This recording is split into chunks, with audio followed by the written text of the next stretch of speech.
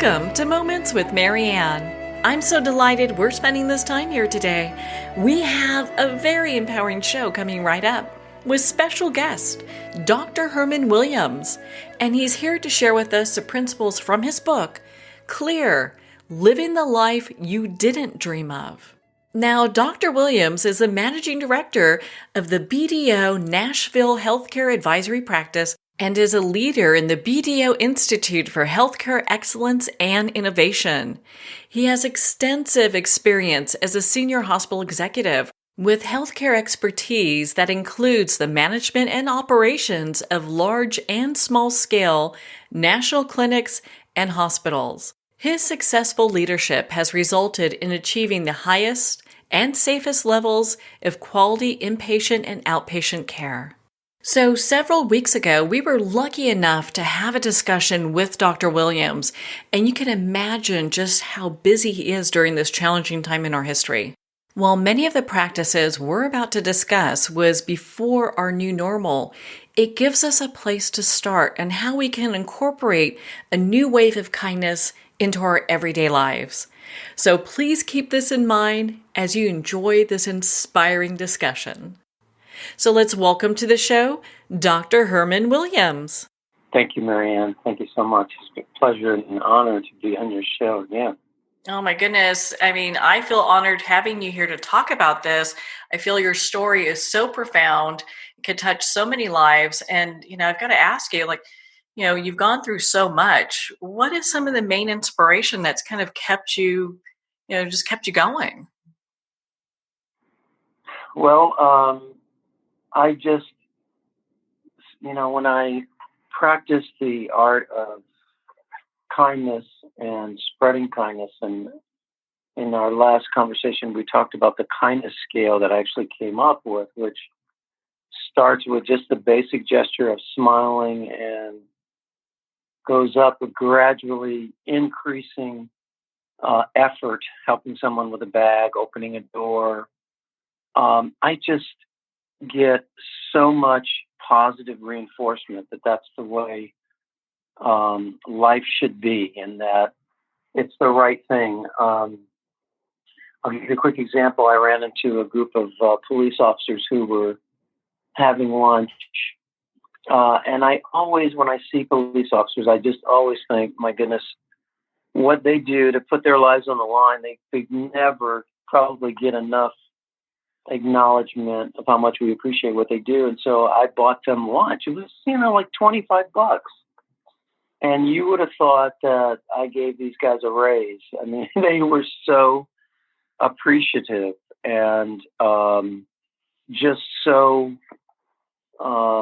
welcoming, and said thank you, and we really appreciate it. And I told them, we want you to know we appreciate what you do, and you risk your lives every day.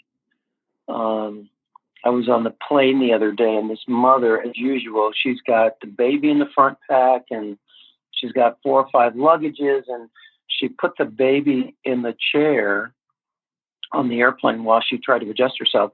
And Marianne, the baby rolled off the chair onto the floor.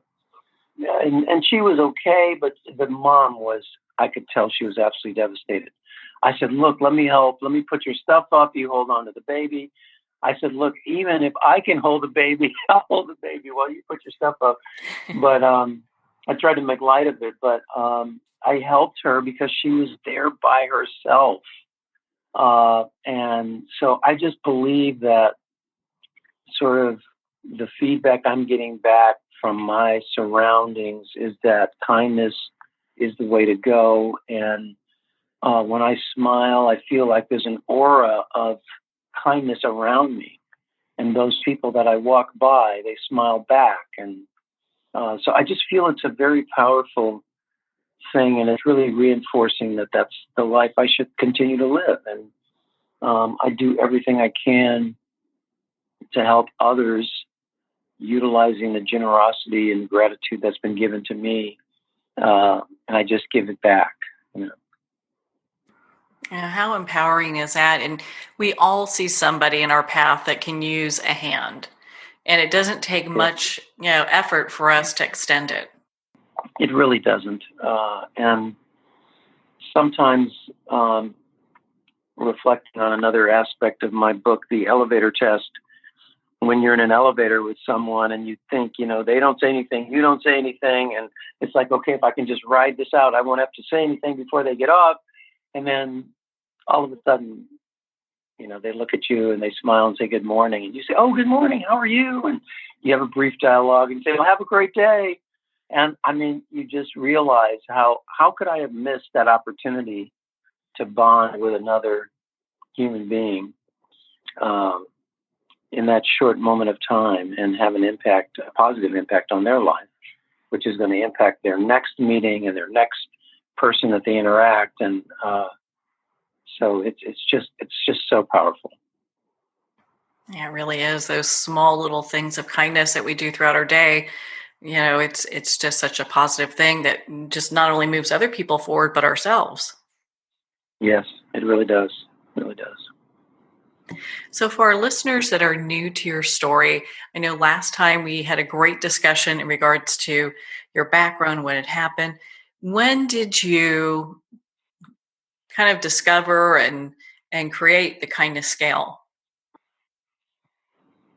Well, it was about 28 years after my initial cardiac arrest, and after I was resuscitated by 4 friends, and it was after I had a stroke. Really, that was 26 years after the initial event, and when I lost my voice, because I came in with an active stroke in progress, and I knew I couldn't speak. I was, my brain was saying, say hello, but it came out all garbled. And as I sat in my room for 3 days trying to figure out how I would live life, not being able to communicate with words, my voice miraculously came back. And it was there that I put together both my mission in life, I literally committed it to paper, and I said, I get it. I'm supposed to provide kindness, and I'm supposed to tell people how precious life is and how important human interaction is, and that's where I came up with the kindness scale. It seems that you are really living your mission, because I can see that you're out there doing as much as you can to empower as many people as you can. I really am. For people who are trying to understand, this is an active way of being for me. I try and keep things humorous to relax people so that they're comfortable in interaction. I tell jokes. I speak to people in the grocery store. I comment on, oh my God, what an outstanding suit you have on today. I'll pay you if you give me that tie right now. I mean, I purposely say things to compliment each other. I purposely manage up people on my team. We'll be on the phone, and the most junior person on our team, who is a recent graduate from college, compared to myself with 20 years experience, and I've got 2 graduate degrees, actually 3 graduate degrees, but every time we're on the phone, I always say, well, and his name is Will. I always say, well, Will's the boss on the team. Will, what do you think?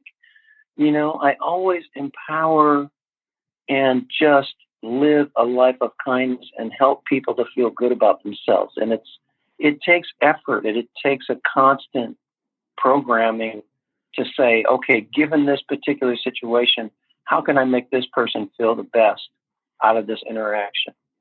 So it is a conscious effort to always allow someone to save face and someone to feel like they benefited from the interaction. And of course, the benefit for me is providing that level of kindness. So it's not totally unselfish. It also, I benefit because I feel good about what I'm doing every day when I wake up. So it's really a conscious effort to live a life in a certain way. Well, I love the way that you're living your life, and I think it's such a profound way to look at every day because, I mean, you approach it as, hey, how can I make an impact today? That's right. You gotta plan it every day, just like just like you plan your day. It's how can I feel good about myself today? How can I, at the end of the day, tell myself, I really think I made a difference here. I really want to always manage up my younger team members. How do I feel about what I accomplished today? And I go home with a smile. It's just a great feeling that I'm doing something for humanity, rather than just going through life trying to figure out what's best for me. Some people, they're totally occupied with that. What's best for me? How do I get the best out of this interaction? How do I get first in line? How do I cut this car off and get to the corner before they do? I mean, all of those things, they're minute to minute decisions we're making in our head. And however you are focused, that's the way you're going to react. So it does involve some retraining because we naturally want to do what's best for us. During your, you've gone through this health crisis and you briefly shared about that with us. I know we went into great detail the last time we had a discussion. During that time, who have been some of the heroes in your life that have really stood up and helped you? There have been a few. I'll mention a couple, of course. The singular most important hero is my wife, who is just, I mean, compassionate, but hard as nails in terms of being able to go through this very traumatic experience that we went through. And I would just, give a shout out to all the caregivers. I talked to a friend of mine or who is now a friend of mine, who interviewed me on his show. And I didn't know until he revealed to me on a show that he was paralyzed from the neck down. And he said, Herman, you're so right. What you go through, the caregiver goes through. When you're struggling, they're struggling. When you have shock from your defibrillator, they're getting shocked. And so my wife has just been an incredible hero in her strength, in the way she looks at me and says, everything is going to be okay. Let's just hold on, till we get to the emergency room. Or when I had my most recent incident 2 years ago at the Nashville airport, where I actually had a rapid run of what they call a ventricular tachycardia, cardiac arrest, where it wasn't a ventricular fibrillation arrest. It wasn't a fatal arrhythmia, but it was so rapid that I passed out and had to have CPR performed. And I just was devastated emotionally because I thought, here we go again. 28 years ago, this same thing happened. Here I am back again. And she just guided my hand through that. She didn't cry. She didn't waver. And she is the miraculous angel and hero in front of me. Other people are a former boss of mine, Marty Rash. I hope he doesn't mind me mentioning his name, but after that incident occurred 2 years ago in the airport, I tried to come back to work in like 3 weeks.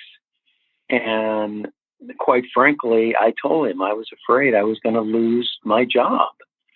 And he said to me, I'll never forget this. He said, Herman, this is not a sprint. This is a marathon. And we're in it for the long haul, and we're going to stick with you, and you have nothing to worry about. And you take as much time as you need to recover from this very traumatic event. So he's been an amazing hero in my life. And there are others that I mentioned in my book, Dr. Augustus White, who has been a world famous orthopedic surgeon who's been a mentor of mine ever since I was a medical student. and has continued to guide me uh, throughout my life. So I've just been blessed with heroes who've continually changed their role and how they need to support me as I've gone through various uh, transitions in life. How would you say that these changes have influenced the way that you not only perceive life, but also work? Well, it's a very good question. What I've tried to do, as a matter of fact, I've come up with the ABCs of leadership because in the book we talked about the ABCs of life, where I think A stands for acknowledge that you have a condition, but don't be defined by it. B is breathe, which really is the first thing you do before you relax, is take a very deep breath and breathe it out and relax. And C is live a life of compassion. I've tried to adapt that to leadership because it's very important in the workplace. We spend, 75% of our lives at work. And so the ABCs of leadership are acknowledge your team members and let them know you know a little bit about them. I know your name. I know you're married. I know you have a 6-year-old kid who's in high school. How's how's Johnny doing? I know you have an elderly mother who's 92 years old. My good friend at work always asks me, how's your mother? I know she's 92. How's her health? How's she doing? So acknowledge the team members, empower them, and let them know that you care about them beyond the confines of the work. B in the ABCs of leadership is the same as B in the ABCs of life. Breathe. Let's take a deep breath. We've got this mound of work to deal with, and we just got another mound thrown on top of us. Let's take a deep breath and let's figure out how we're going to relax and handle this and get to what we're responsible. And then lastly, C is also live a life of compassion. Be a compassionate leader. Don't just, tell people, crank out the work. Let's take a break and ask everybody, how are you feeling today? Anything going on that might interfere in your work that we need to know about? Again, how's Johnny? How's Sue? I understand you're taking time off to get a PhD. I had a colleague who was getting a PhD online while she was working. So the compassionate leader says, how's that going? And can I help you with a project so that you can complete your homework that's due? So I've tried to extrapolate this into my work life to empower me as a leader. And I noticed the same response that I get throughout my interactions in my personal life. I get the same respect as a leader, and I get better output and more people asking for things to do because they respect me as an individual and because I've treated them as a human being. Yeah, it makes such a huge difference. We're living in an age where people feel more disconnected than they ever have. And these Yes, are really workable steps that people can take to kind of reconnect with those around them. I think so. It is so easy to, again, only focus on yourself and what you can get out of life at everyone else's expense. The difficult thing is, how do I have an enriching life's experience with the people around me? We are a community. We are socialized beings. That's what makes us different from the other species below us, is that we are social. We live in groups and we take advantage of that. And so I very strongly believe that if you're not taking advantage of that, you're missing out on a key way to have an enriched life. So we talked about being, the leader that you want to show up in the world as. How has this also impacted how you are as a father and a husband? Oh boy, yeah. Very good question. I'm a big fan of Stephen Covey and the Covey Institute, and they talk about the very many aspects of your life. And so you really hit on three of the main ones. Well, there's more than three, but the three main ones, of course, are my personal life and my personal mission, my life as a leader at work, and my role as a father and as a husband. And, this is so important in relationships. And I think for people who've had a long-term relationships, I mean, like 25 years and more, we're at greatest risk for taking advantage of our partners and forgetting the importance of telling your partner, every day when I leave the house, I kiss my wife goodbye and I tell her I love her. And I call her 2 or 3 times during the day and say, how's your life going and what's happening? And I love you. And we always end a conversation with, I love you, to remind people, because that could be the last conversation you have with that person. And I have to laugh because we brought our son up this way. And imagine this scenario every night. My son is back home living with us. He graduated from college. He's back home. And most people are like, oh my God, get a job. And so he's looking for a job. But every night before my son goes to bed, he hugs each of us and says goodnight. And we've set that up as an expectation. If he starts to walk upstairs, we go, what? I don't get a hug tonight?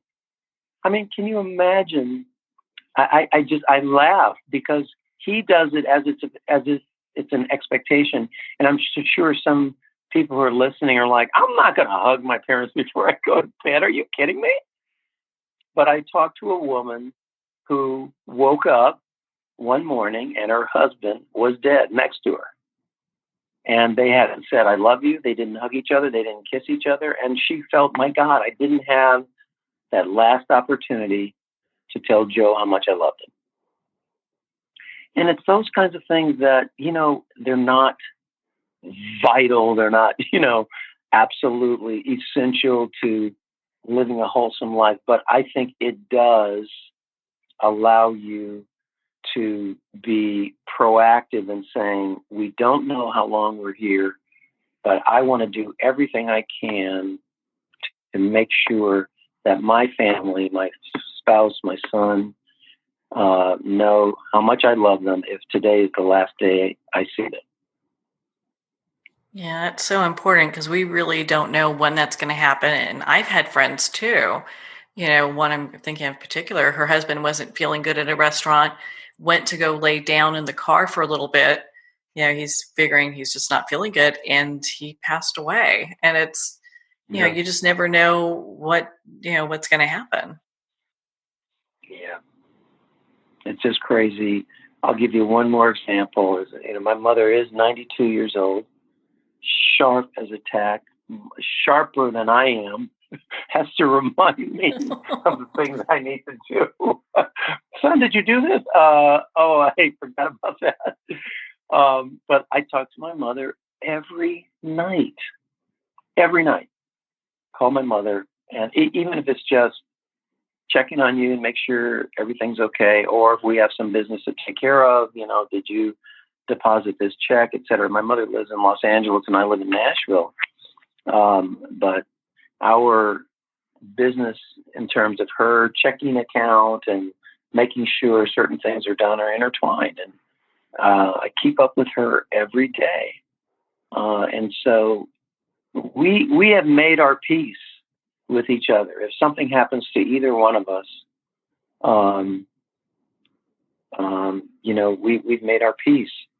And I don't want to belabor this point, but if I go back to the event at the airport in Nashville, my mother and I have this thing where every time I travel, I send her a note and say, we just took off.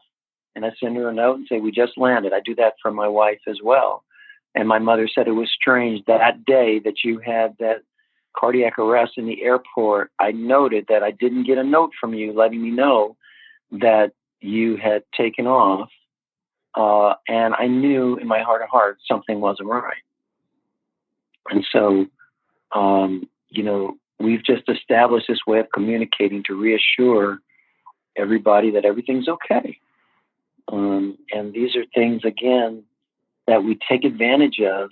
I know I have a friend who travels and he leaves, and if he's gone for 5 days, he doesn't talk to his wife till he gets back. And I just can't fathom that, Oh, but wow. we've had so much trauma that for us, not talking, like if I don't call my wife once during the day, she may think something's wrong because we've gotten in such a rhythm. But I can't imagine going out of town and not having a communication with a loved one during that whole period of time. So these are just tips that your listeners can think about and reflect on and say, gosh, wouldn't it be nice if we had a little routine that we put in place to reassure us that we love each other, and in case, God forbid, something terrible happens, we'll all be at peace. How important is that? I have friends that we talk to each other every day. And so I know how that is, that connection that you have with people and how important that is, because, Mm-hmm. we're here for this brief amount of time on this planet. It's like, what kind of legacy are we leaving behind? And one of the things you talk Yeah. about in your book as well, which I love, is about purpose. And a lot of times you hear people go, well, I don't even think I have a purpose. What is my purpose? Right. Right. Yeah, when I speak, I always say, how many people have a personal mission statement? And occasionally there's 2 or 3 people that raise their hand. And then I tell the story of when I was in business school, when I first got introduced to the 7 Habits of Highly Effective People. And by the way, I'm not endorsing the Covey program. I don't get paid by them or anything. It's just I'm trying to share books that made a difference in my life, and that's one of them. But when I read in the book where they said, develop a personal mission statement, I thought, what a bunch of crap this is. I'm not a company. I don't need a mission statement. But you know what? I have a mission statement now. It's make everyone better off in some small or large way after they leave me than before they met me. It's that simple. In every interaction I have, I try and set up a situation so when that person walks away, they go, God, what a nice person that was. I really kind of have a little warm feeling after talking to that person. God, I'm so glad I met Herman today. I mean, it's a simple thing to strive for, but it really makes a difference in your interaction. And you go home and you go, God, job well done. Yeah, it really is. I mean, it's something that people, if you look at your life as having purpose, I mean, you're kind of planning for the type of life that you're looking to have, the type of experience you're going to have, and also how you're going to show up in the world. Mm-hmm. And it forces you to be more proactive.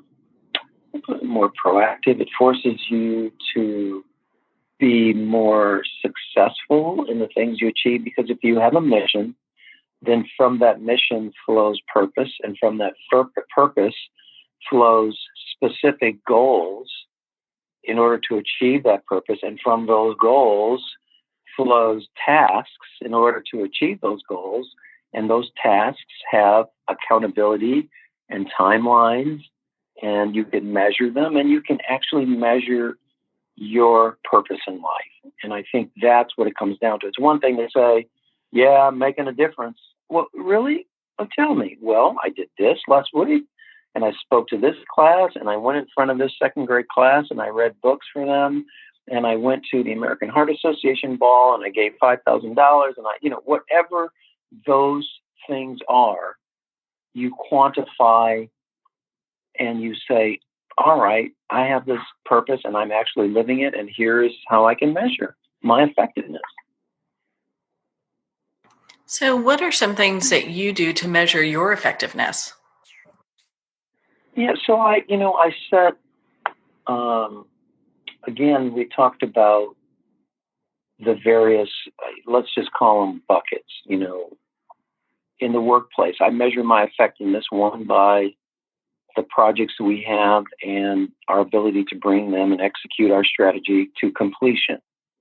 So I measure that, of course, by when the project is completed and we give it to the client and they say, awesome, you fulfilled all of my expectations. I measure it by how much guidance do I give my team members in how to be great leaders. And I measure that by looking at how they achieve their work and their goals and their leadership by my gauges. So that's just in the workplace. At home, I measure my effectiveness as a spouse by my wife, the number of smiles, her attitude. You know, when she wakes up and singing and we're having fun, I'm like, all right, we're in a great place. Let's stay in that place. If she wakes up and she's sad and unhappy, you know, that means something's not getting accomplished. The same with my son, his success and his ideas and my interaction and talking with him about his ideas about life and what he needs to do. And what are you doing toward getting a job? What are you doing toward your plans on your future? Well, Dad, I want to go to business school. Well, what are you doing toward taking the GMAT? Okay, well, the GMAT's coming up in a month and I'm getting prepared. So I measure it by, okay, what are his goals and how is he achieving those? And then you just go on and on. I believe in being charitable. I measure that by the number of organizations I'm involved with. You know, I'm the board chair for a minority supplier and development organization. I'm on the board of the American Heart Association. So I'm trying to get the message out on the importance of CPR.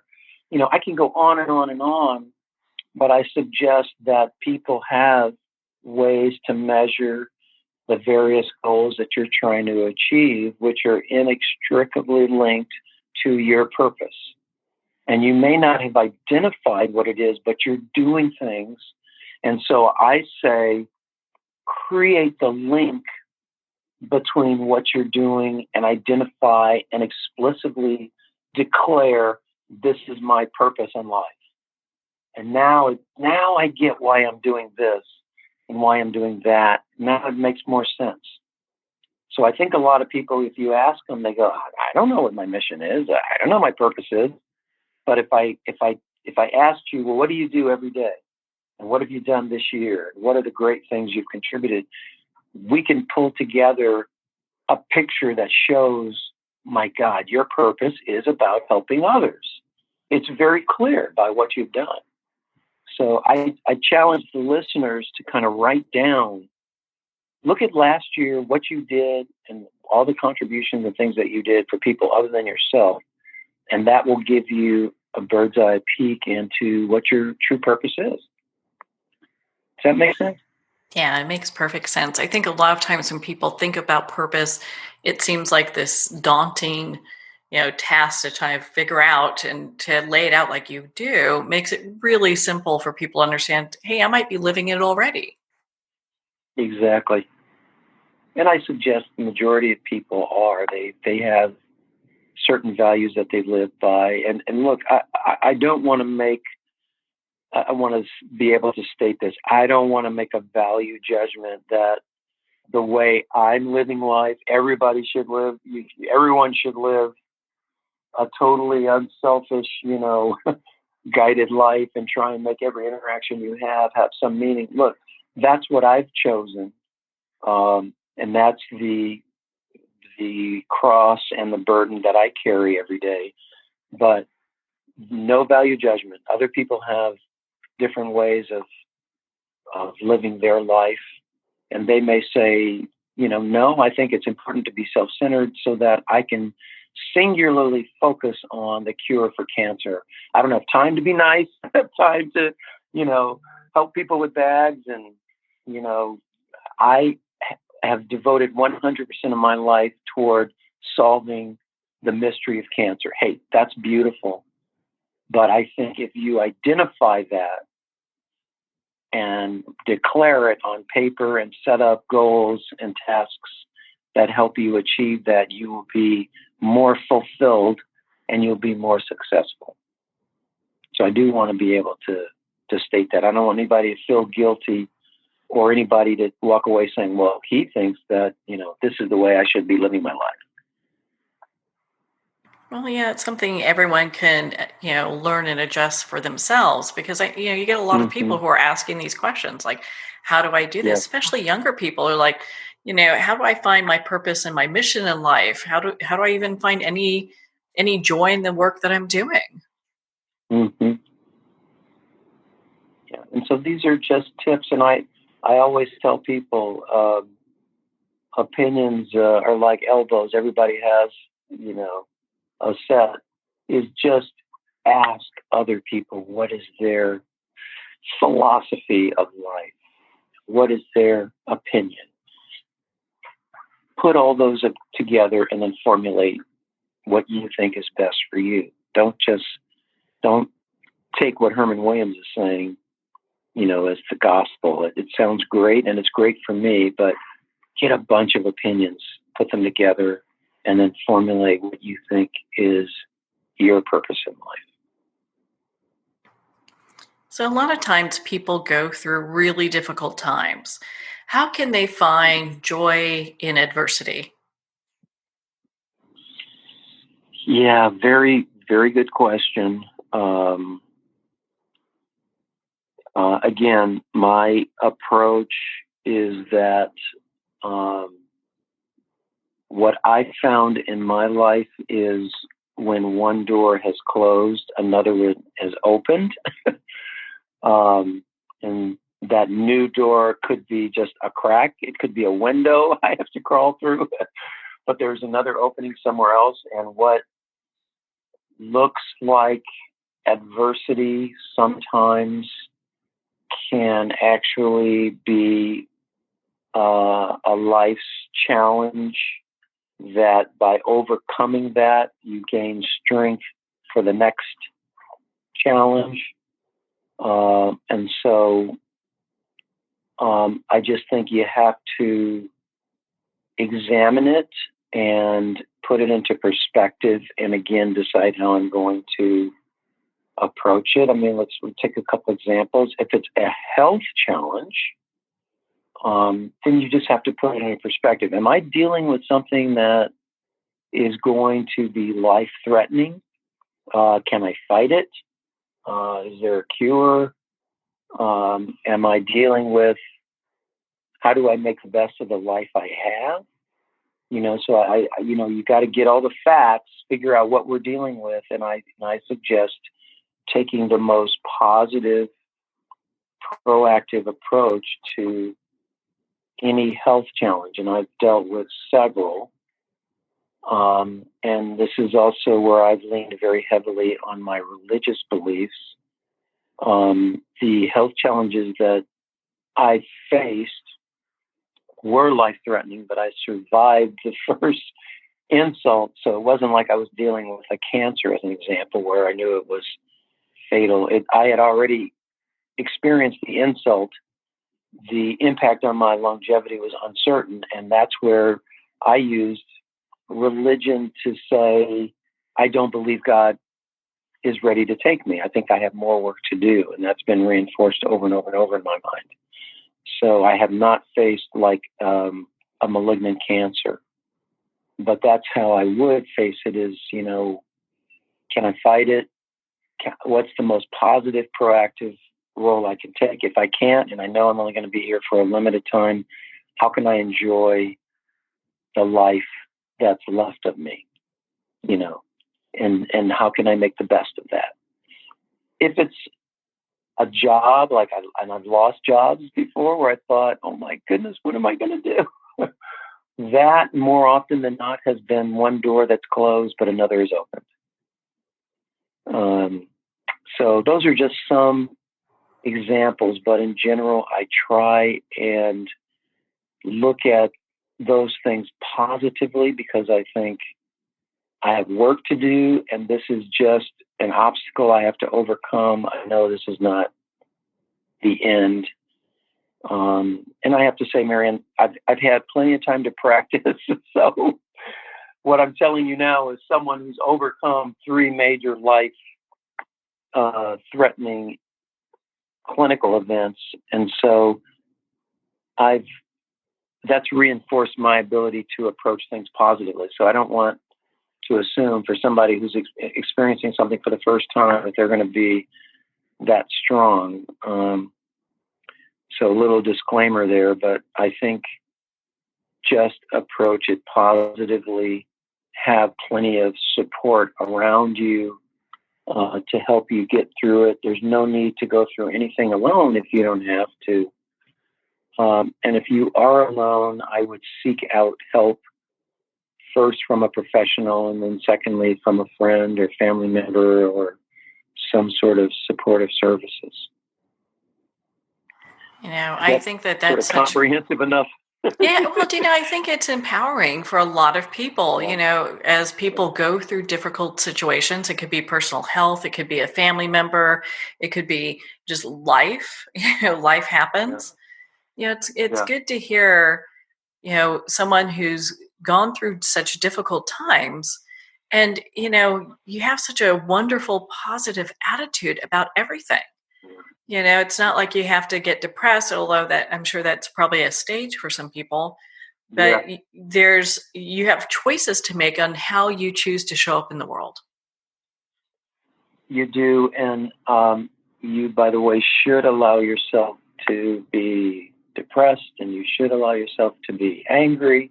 Why is this happening to me? And those are all natural stages that we, for those people who want to read more on that, Kubler-Ross has written a lot about the stages of grief.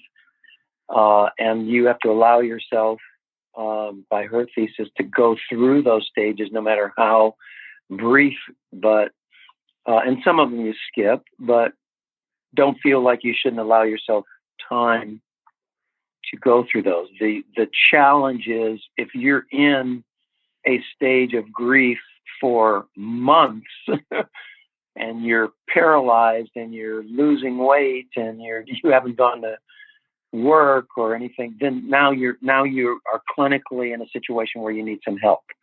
So allow yourself that, but don't stay in that stage, and make sure that you're progressing on to a level of acceptance. And if not, seek professional help. So I can't overstate that.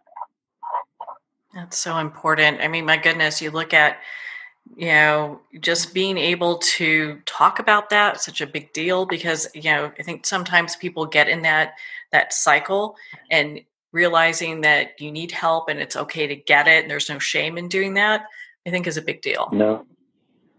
Oh my God. The best thing I did, and I am not ashamed to say, when this all happened to me in 1991, I probably was in therapy off and on for a good 5 to 10 years.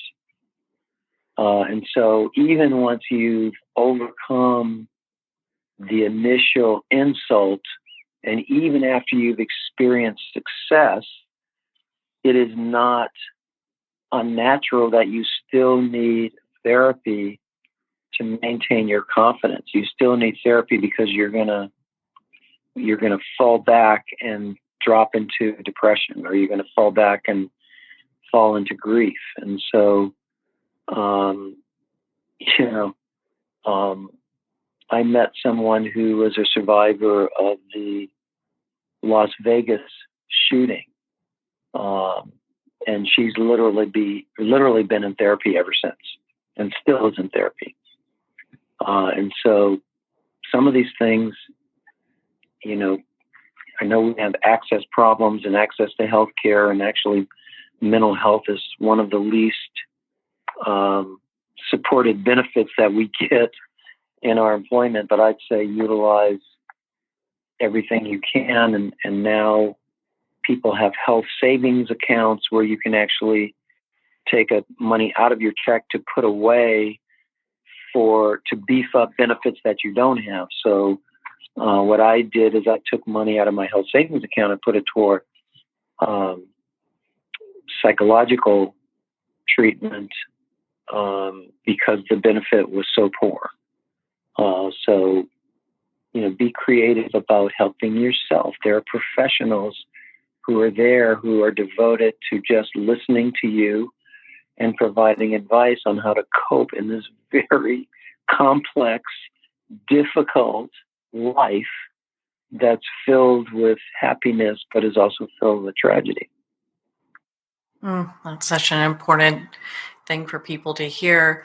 Well, and as we talk about just overcoming tragedies and difficulties, what's kept you going on the same mindset that you're on all this time?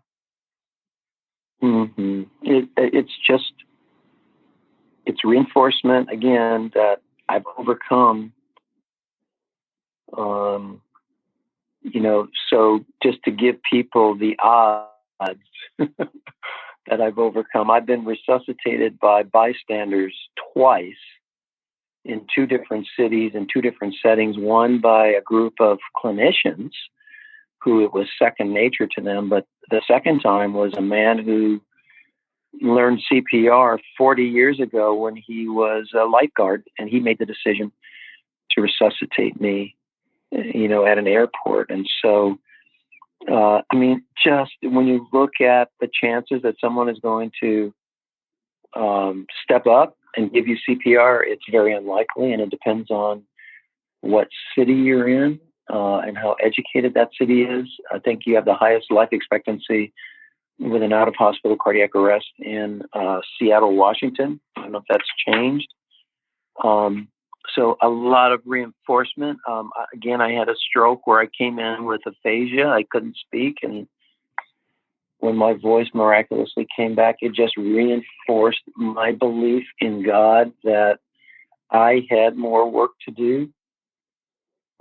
So again, I want to tell our listeners that I've had lots of positive reinforcement that has shaped my very positive and adamant opinion today. And so if you're reticent, if you're reluctant, if you're like, I don't believe that, I get it.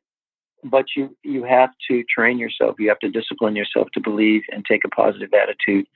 You have to believe that the glass is, half empty. You have to believe that you can make a difference. You have to believe that you have a mission. You have to believe that there's something bigger than you that can help you through these very difficult challenges.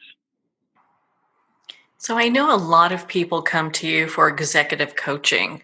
What is that like? And what are some of the topics that people come to see you for?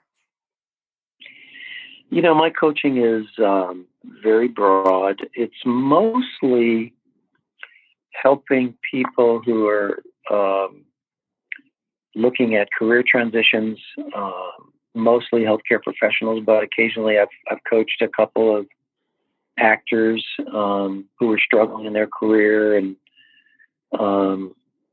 coached people. I've coached several women who have basically said, look, I've just got a lack of confidence. Can you help me figure out a way to be more confident? So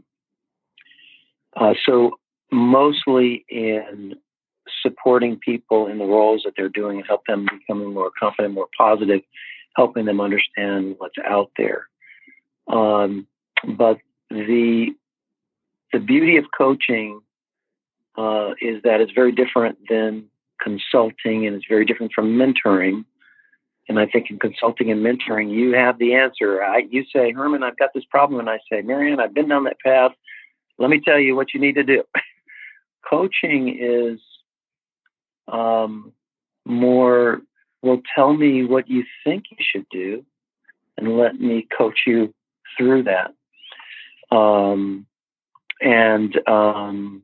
Coaching is more listening and help guiding people to their own conclusions. Coaching is not making a value judgment, but helping people achieve what it is they want to achieve. So it's a really different, special skill. And there's always that temptation to come up with the answer. That's the hardest part about coaching. But it's listening and saying, okay, what is this person telling me they want to do, and how can I help them do that? Okay, if that's what the decision is, are you sure? Now, if I feel that decision is really I don't think that's in your best interest. I can challenge it. I can put up questions. I can say, why do you feel that way? Why does that make sense? And, and if that's the way you want to go, then it's my job as the coach to help you get there. But that is the fulfillment of coaching, is helping someone come into their own and empower them to carry out their tasks. So are you working mostly with executives when you're doing this type of coaching?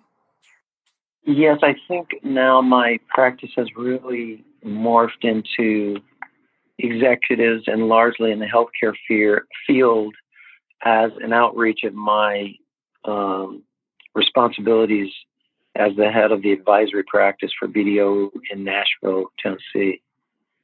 So it is really around coaching healthcare leaders and coaching mostly C-suite executives on how to achieve certain goals that they have. Well, you're definitely the person that's been there and done that. My goodness, because when we look at just your life story, I mean, going from a physician and then having to kind of refocus a whole new path when your health crisis took over. I mean, a lot of people that would kind of throw them off into the weeds. Mm-hmm. Yep. So I really am able. I think it just empowers me to really say to people, look them square in the eye and say, look, there are options. This is not a dead end. Now, you're the one that knows the options, and you're the one that has to evaluate the options. And sometimes the hardest part is really taking a look around and see if there are other doors open somewhere that I've overlooked. I'm so caught up in the fact that this door was slammed in my face that I'm blinded to all the doors that are open. So Yeah, it I really was reading is something taking on that. Yeah. I was reading something on LinkedIn, and this woman was just commenting on, literally, she had applied for it was actually a beauty pageant, and she was talking about how this person had recommended that she go through the process of being in these beauty pageants. And she had talked about, literally, I enrolled and I lost and I lost and I lost and I lost and I lost. And she went through like 30 times that she lost. And then finally she became Miss USA. I mean, and she said, I learned from losing. I learned from those no's. I learned from those doors being slammed in my face. And it just made me stronger. I just refused to accept no for an answer. And now she, had talked about how she became Miss USA, which is just, I mean, you think about, and she said, you think about all those little local beauty pageants that I lost only to become, the winner of the most prestigious pageant there is. So, all the learnings from law. It says a lot about determination and not letting people determine what your path is going to be. Yes. Yes. So as you are going forward now, I know a lot of companies have you come out and speak to their groups. What are some of the topics that you speak on? Very good question. So a lot of people have me just come and talk about the story because it's just so incredible, and it's funny, and I think I've gotten really good at humoring myself by telling the story.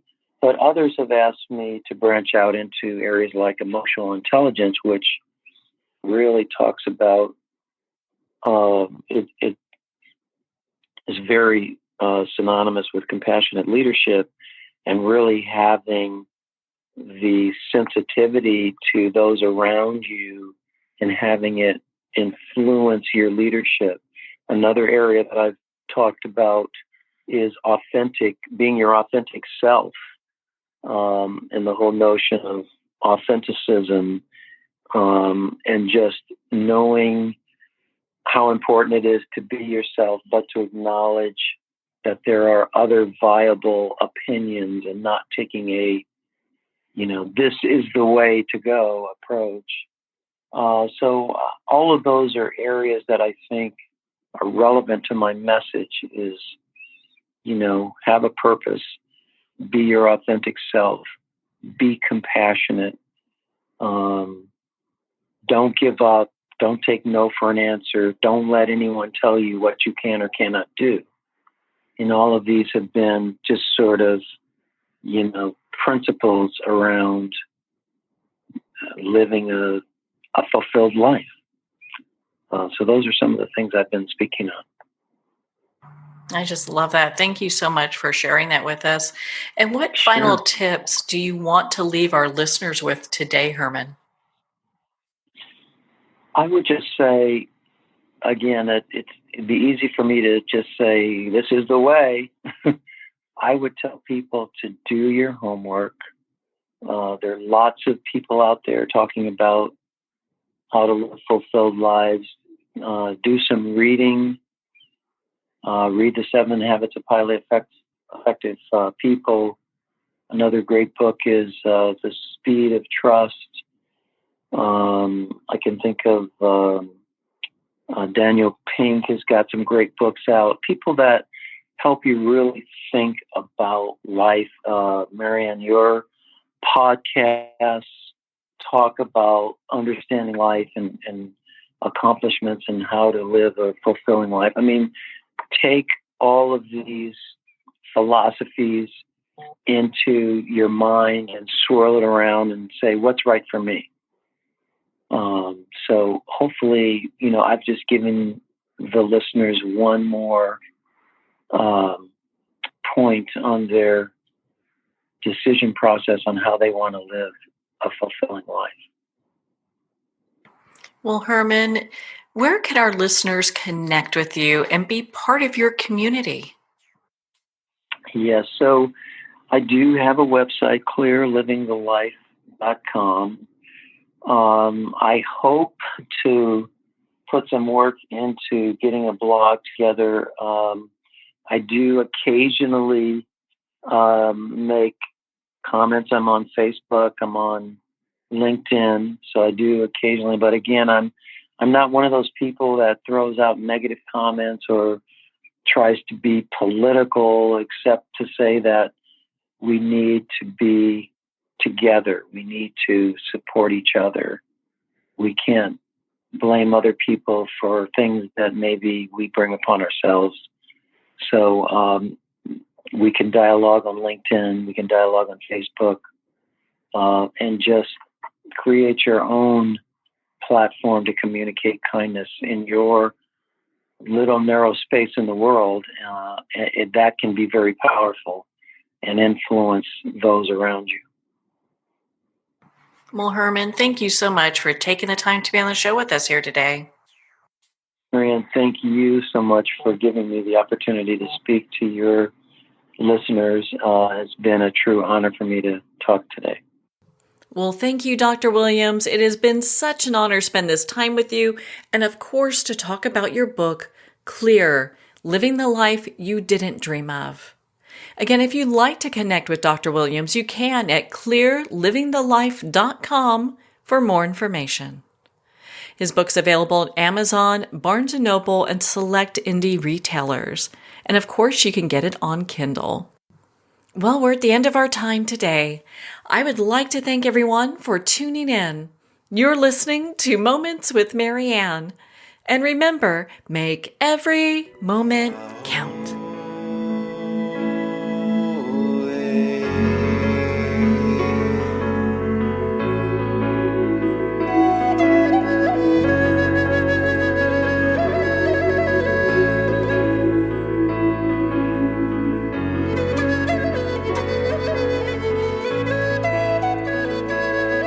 In a single moment, your life can change. Moments with Marianne is a transformative hour that covers an endless array of topics with the best of the best. Her guests are leaders in their fields, ranging from inspirational authors, top industry leaders, and business and spiritual entrepreneurs. Each guest is gifted and a true visionary, a recognized leader in her own work, and while teaching others to develop, refocus, and grow, Marianne will bring the best guest and sometimes a special surprise. Don't miss this. You never know just which moment will change your life forever. Moments with Marianne airs every Sunday, Monday, Thursday, and Friday at 8 p.m. Eastern and 5 p.m. Pacific Time. Make sure to tune in and visit momentswithmarianne.com for more information.